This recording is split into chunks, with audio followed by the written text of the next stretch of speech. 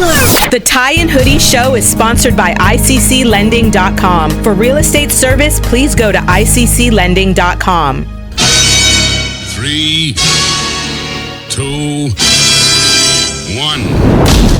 Every human came to earth with a gift, and they must discover that gift and refine that gift for them to be fulfilled. The prerequisite for spending time with any person is that they nourish and inspire you. They feed your flame. Yo, hey man, how you work this radio? You're not listening to the Tie and Hoodie Show. Keep it locked. Owning a home and paying it off is one of the data points of an everyday millionaire. Home sales across the U.S. are on the rise as buyers take advantage of record low mortgage rates. Good morning. Now let's get back to the Tie and Hoodie Show.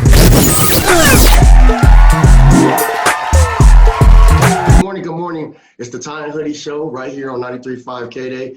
Every Sunday morning, 6:30 to 7 a.m.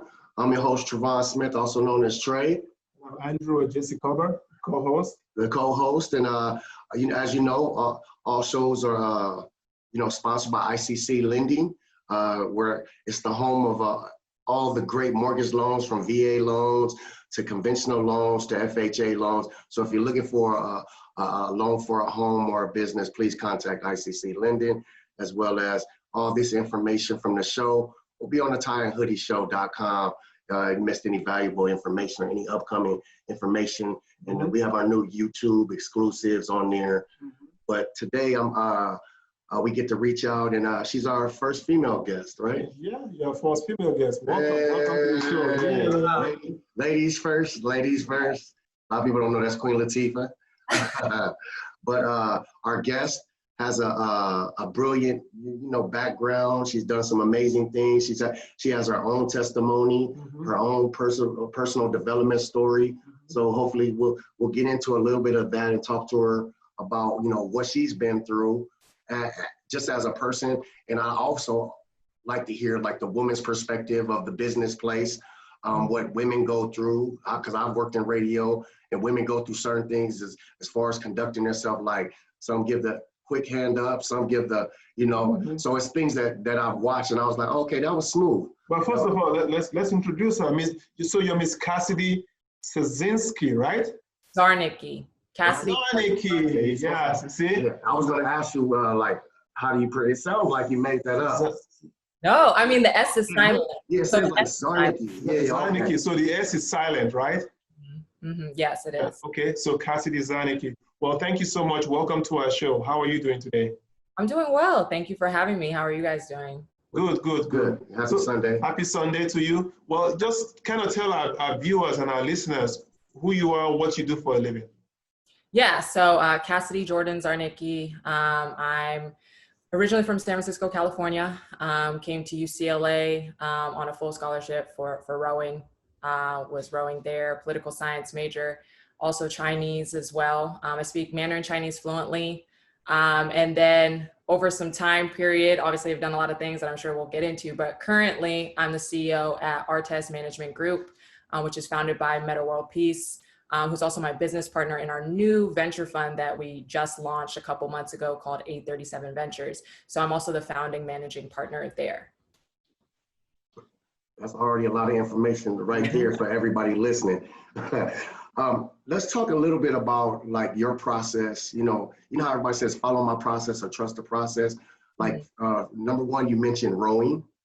Yes. Number two, speaking Chinese. I want to hear Mandarin Chinese. I want to hear a little bit of how you as far as your voyage to UCLA and rowing, which came before UCLA, and as well as you speak in Chinese, because I believe we spoke to somebody last week and they were fluent in Japanese. So we're seeing a lot of minorities in these different cultures speaking different language, because we all, high school, they say, French or Spanish. So it's a lot more people speaking different languages now. So, and look, I'm all ears. We want to hear, let's hear it. Yeah, I mean, I actually didn't start rowing until I was a junior in high school. Around springtime. And, I grew up being a super active child. I was the athlete of my family. And so year round, I was in different types of sports. I did dance, I did gymnastics, I did basketball. That's my true love, actually. Softball, swimming, I've done everything. And so for me, you know, my parents really wanted to kind of challenge me and push me into something different. And so rowing, you know, it had major opportunity to get scholarships to schools, especially Ivy League schools. So, you know, I got into rowing, hated it at first because it's the one sport that I've ever done where I've actually felt like this is the hardest sport I've ever done. Like it's challenged me in every way, mentally, physically. And I can honestly say it's the most grueling sport I've ever done.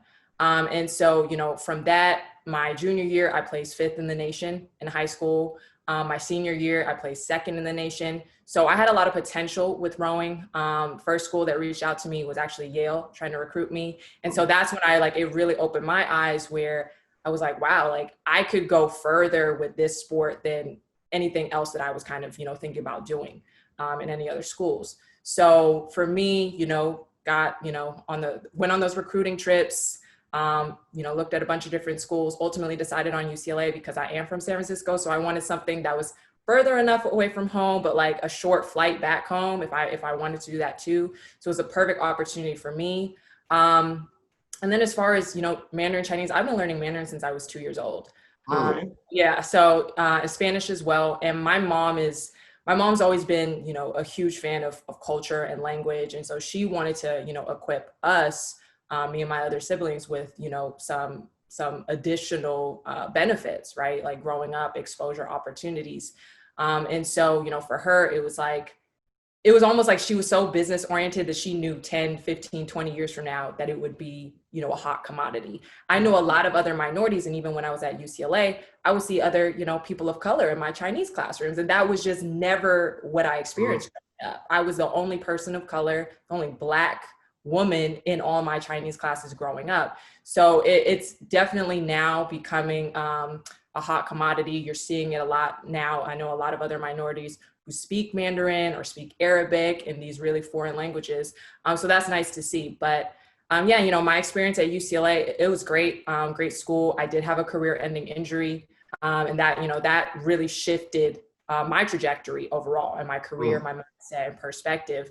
And, you know, that was hard, you know, growing up being an athlete and then suddenly you'll never play sports again. You'll never play in that specific sport. It was a lot to go through. But I think it really set me up to really choose the best path for me, right? And I would say it was that turning point in my life that has set me up to be where I am today. Now, on this, on the Time Hoodie Show, we're real big fans of personal development, and I hear a lot of that in you. And I think it's important, and that's one of the things that I feel proud about by being on the show is bringing that to our listeners. Do you think all the things that, like, you know, the sport activities and your mom being influential about learning languages, did the personal development help overcoming, and I don't know, you tell me if I'm absolutely wrong, overcoming the injury as far as like your bounce back? Because I know a lot of athletes, once they get an injury, like, oh man, what am I gonna do now? Yeah. So it's like, it seems like you already had a lot on your shoulders before, so you already kind of had it developing in you, and you can go ahead and talk a little further about that. I don't know if that helped out. And yeah, I mean, I would say in some ways, yes. You know, for me, and I'm going to be totally honest, I went through like a whole year where I was just down and out, like depressed, anxiety, stressed, panic attacks, like the whole thing, because so much of my identity was part of being an athlete, right? And for me, I had to really figure out how I was going to come out of that, what I wanted to do next. It was just something I never really had to think about, you know, because I was still in college. I was a junior when this happened. Oh, okay. So I really had to figure out, okay, like, what do I want my life to be? You know, what do I want my career to be? What do I want my purpose to be outside of being an athlete? And so, you know, going through that, it was challenging at first, for sure. You know, I had surgery, everything. So it wasn't even just that, you know, my athletic career ended. I was trying to get back to daily life. It took months before I could even get in the gym again, just walking, right? So, and running. So there was a lot of things that I was battling.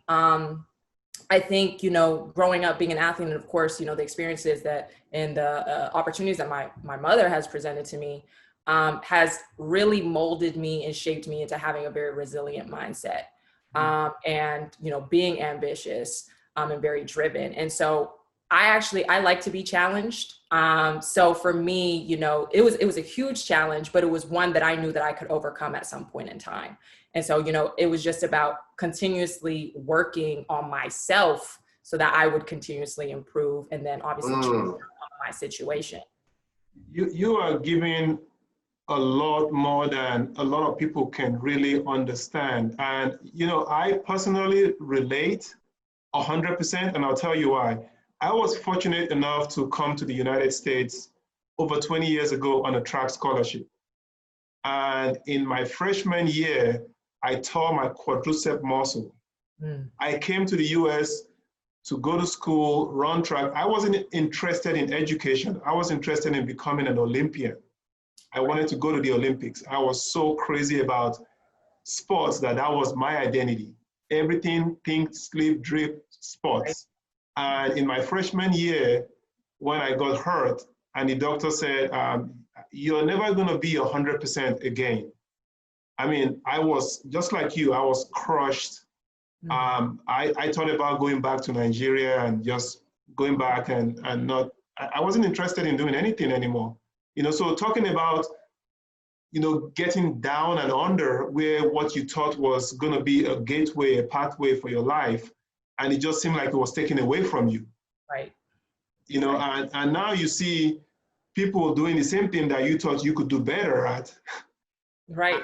And there's a mixture of jealousy / resentment, you know. So I totally relate with your story. And I think a lot of people, like Travon was saying, athletes who thought they were going to go to the NBA or the NFL or become pro, and they get injured and they're like, well, my life is over. That shouldn't be the case. Right. I mean, what do you think? No, it shouldn't be at all. You know, I always say, and I look back on it now, right? And I have a change in perspective because I'm so stubborn by nature, and especially, you know, being an athlete, I'm super competitive, super tunnel vision. So when I have my eye, you know, on a goal, it's like, I'll get to that goal no matter what, right? Like I'm an executor like that. So for me, in hindsight, when I've looked at it from different perspectives, it was like that almost needed to happen to me in order for me to look at something else that I could do in my life. Like I always think about, I was probably destined for a higher purpose than just, you know, let's say go to the Olympics, right? Or make that a career, being an athlete. So for me, you know, I look back and I'm like, I learned so much over that period that I was down and out about myself, about, you know, other ways and really my potential. Right now I'm in venture capital. I never thought I would be in venture capital. Yeah. And that's huge. Venture capital is, I mean, it's a lot of work. It's this is, I mean, to the next level. You know, I mean, you're now in a situation where not only are you managing money, you're managing opportunities and you're managing possibilities on the highest level. And who thought that a downward spiral of what happened to you could lead to this opportunity? Right. You know, I think it's very important because I'm fortunate enough to know enough NFL athletes that some of them had game plans and some of them didn't have game plans. And you kind of sit back and take notes as far as like, sometimes there needs to be a backup plan, you know, and it's all right to have a backup plan, even though plan A is on full throttle. So it's definitely something we need to like inform our listeners and other people about, like, hey, you can go full throttle in a certain direction, but make sure you have avenues that kind of lead to the same direction, which is progression. You know, at the end of the day, I want to just jump in and talk a little bit about where you going from college. I know you did worked in some government. And I think that's important for listener, because a lot, like I always tell kids, I do some substitute teaching, and it was like, oh, well, we don't like the police or whatever. I said, the best thing you could do is join the police and be informative and help them out. So like I want you to talk a little bit about, from the listeners, about being in government and being involved in the government. You don't have to give any specifications, just working with the government, and then you're transitioning to what you do now as far as business and capital. Yeah, yeah, definitely. So, you know, like I said, I was a political science major in college. You at that point, kind of after the injury happened, it was like, okay, I'm going to go to law school. Like that was, my path. And so I started getting involved in a lot of community service work. I would tutor kids who were incarcerated in juvenile detention centers, which is one of my most rewarding experiences ever. I joined like Justice Corps. I just started working with Congress officials in the city. And then afterwards, right out of college, actually, I got an internship with a congressman here in LA County. And then shortly after that, I got accepted to work with Senator Harris, our now VP elect, right? So working with her, and that was during the time of the Brett Kavanaugh hearings, and there was a lot going on. I would say that was really like my first introduction into politics and government, and seeing how no day is the same, no second is the same. You have to be ready at, the flip of a dime. And so, during the Brett Kavanaugh hearings, like I said, there was a lot going on in the office, a lot going on over the world, in the country. And then shortly after that, she announced she was going to be running for president. So, I started to get more involved from that aspect, again, in my community. Also worked on Mike Bloomberg's presidential campaign for the short run that was. But yeah, I mean, I have a lot of friends who will hit me up and be like, they don't even know anything about, voting outside of voting for the president, right? They don't know that you're voting for your district attorney, exactly, or, the Board of Education, like nothing. And so I always tell people, get involved, go to town halls, know who your district Congress official is, right? And just get involved and become aware, because then from there, you're going to understand why politics is the way it is, right? Why government is the way it is. But yeah, from there, made the transition after I decided I wasn't going to go to law school anymore. I actually initially was going to get my JD and MBA, applied, did everything. But at the time I started working for a family office fund, completely fell in love with it. I loved everything about, entrepreneurship, but also the investment side. Decided to also start my own startup at one point in time. And, I was doing a lot because, as to your point, Travon, like you had to have a backup plan, right? And everything had to be aligned. And so for me, it wasn't so much having a backup plan, but there was a lot that I wanted to do. I was passionate about politics, but I was passionate about venture capital. And I also wanted to be my own CEO, right? I wanted to start my own company. And so, just everything started to really align for me when I made the risk that I wasn't going to go to law school anymore, which was a huge risk. My parents didn't understand that. But it felt like intuitively I could do more than just lawyer. And that's, no disrespect to lawyers because they're amazing, but it was just like, I felt like my purpose was bigger than that. So 9 months later, ended up meeting Meta World Peace, changed my life, right? Like we met, we started working together. And then, soon after that, he pretty much brought me onto the team and was like, I want to make you CEO. Like you have the vision, you have the execution, you have the strategy. We're so aligned. And since then, things have just been skyrocketing for us. We have a lot of momentum.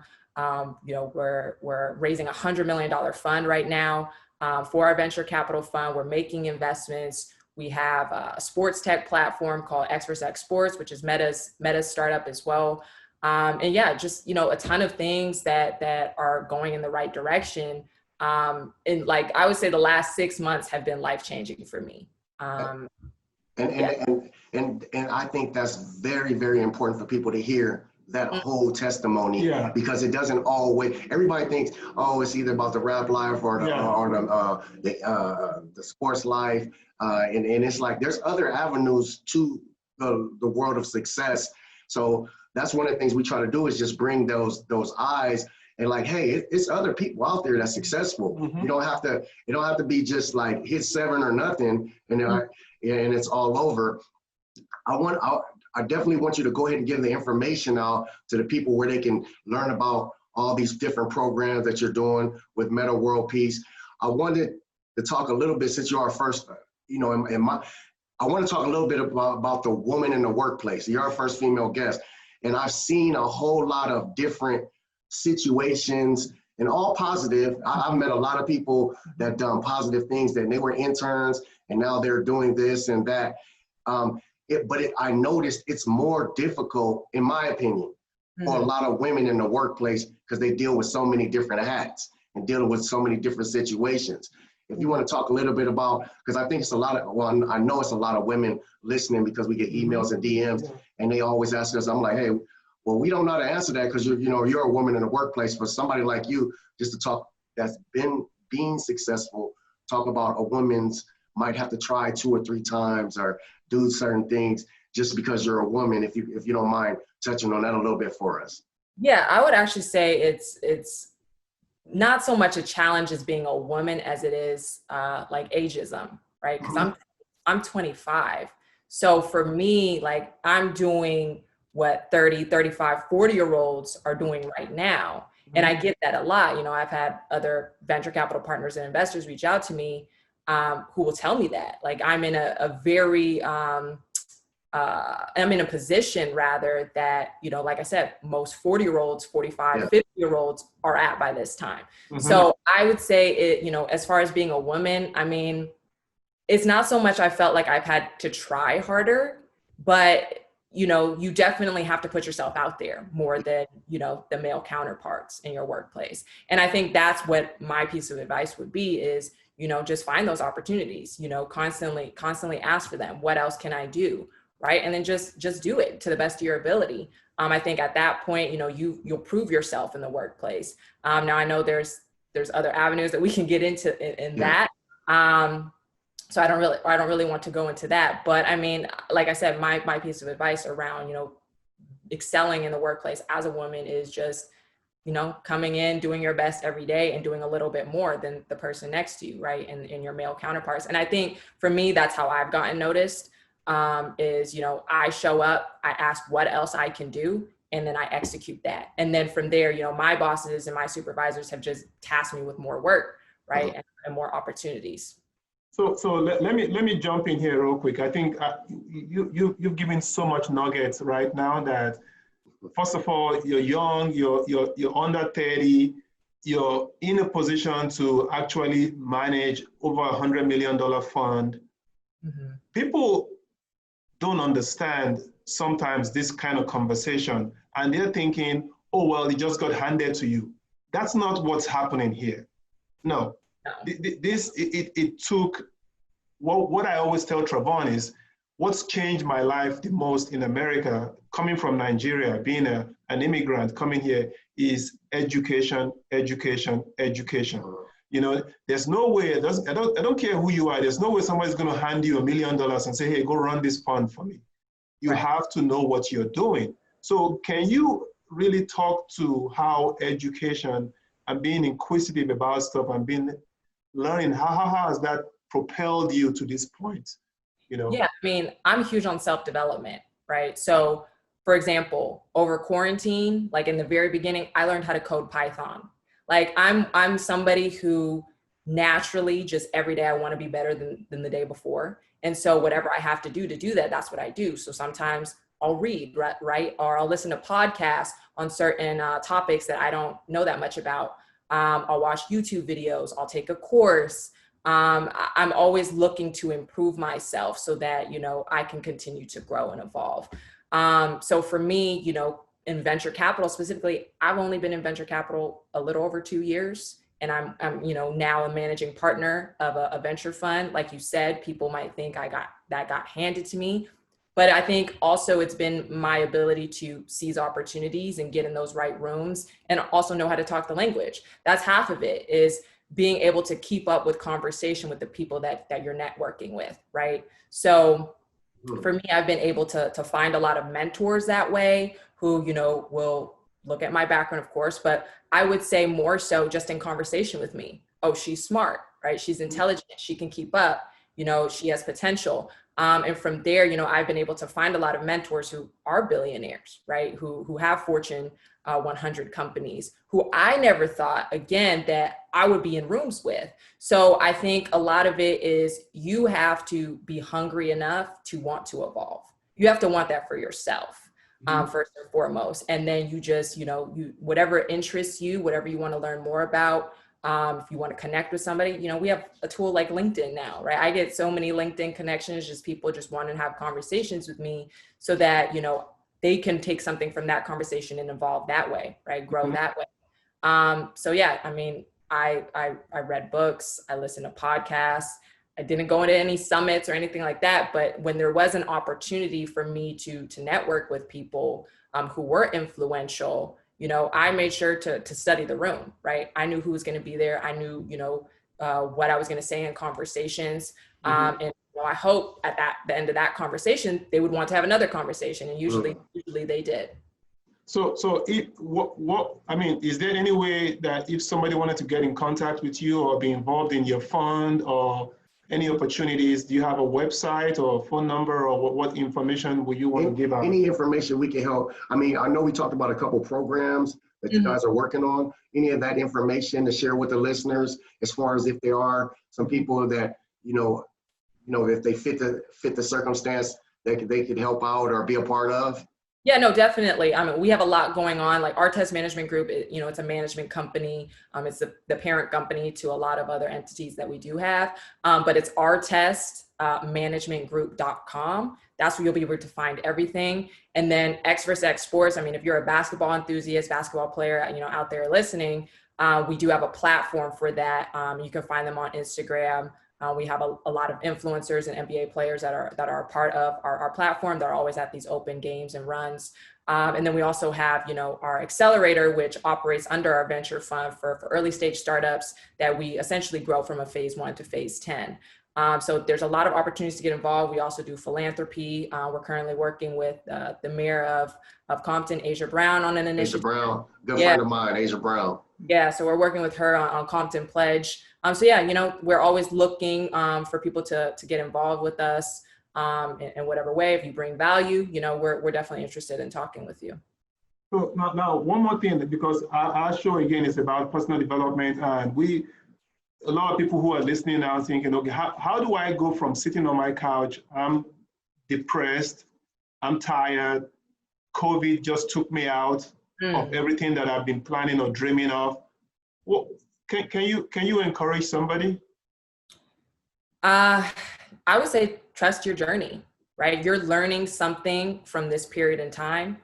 And I say that as somebody who's been down and out, who's gone through a lot of different pivots in my life where, I've had to take a step back. And so I would say not every step back is a setback.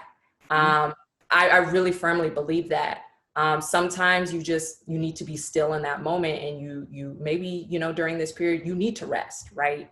Maybe this is a blessing in disguise for you so that you're prepared for whatever opportunity is coming next, right? For you to grow, for you to develop yourself during this time. Like I said, we've had months, and not that everybody needs to have done something in quarantine, but like for me, I just learned how to code Python. Like it was just something where, I had so much time on my hands being in the house. Like I just wanted to do something. So I would take that, whatever it is for you.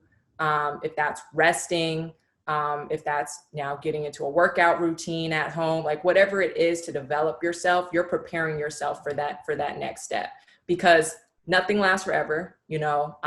Happiness doesn't last forever. A bad time doesn't last forever. So, hold on to that, right? Like this is just a period in time that you're going through. Weather the storm, figure out, ways that make you happy day in, day out, ways that you can develop yourself. And then when the next opportunity comes, because it will, you're ready for that opportunity. And now you're on to the next chapter in your life. Look, Ms. Cassidy, we definitely want to thank you for coming and joining us and blessing us with, like I said, every Sunday, I feel like I'm going through a counseling session. I learn something every Sunday. So it's always a pleasure, but it's even more of a pleasure to bring this to our K-Day listeners. If you missed any of this information or the valuableness of shows that you might have missed in the past, please go to tieandhoodieshow.com. Ms. Cassidy, we super appreciate you coming on, take the time out your day.